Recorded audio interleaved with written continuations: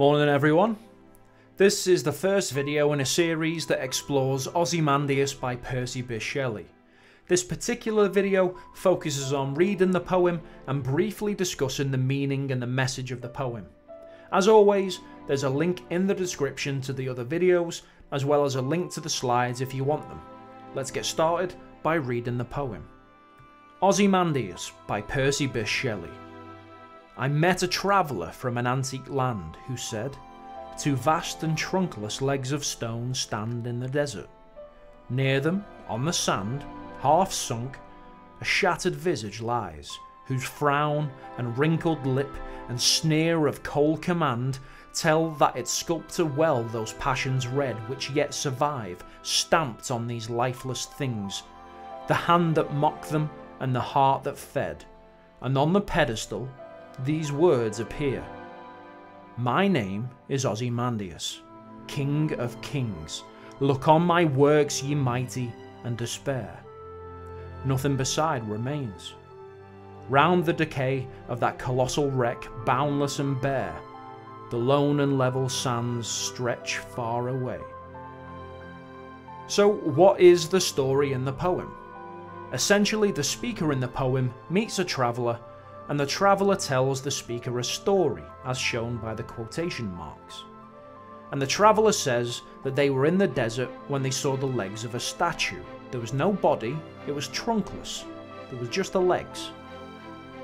And the traveller looks around and notices that the face of the statue is half buried in the sand, and it's got an evil look on its face. And on the pedestal, which is the base of the statue, there's a message which reads, "My name is Ozymandias, King of Kings. Look on my works, ye mighty, and despair." Essentially, look at my greatness and everything that I have achieved and be miserable that you will never match it, which is a little arrogant.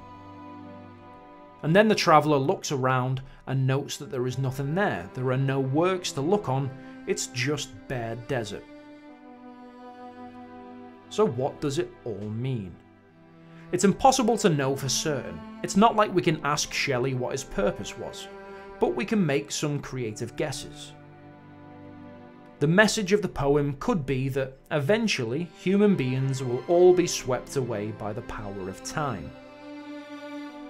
Could it be a bleak look at how Ozymandias, the sculptor, the traveller, and Shelley himself all face the inevitability of death, these bare and boundless sands? Could it be about the insignificance of humans as compared to the power of nature? This idea of our relationship with nature runs through many works by romantic poets, such as in Prelude by Wordsworth. Could it be a statement about how the pride and arrogance of rulers such as Ozymandias is wrong and will not survive? Surely, if Ozymandias was loved, his statue would be well looked after by his subjects.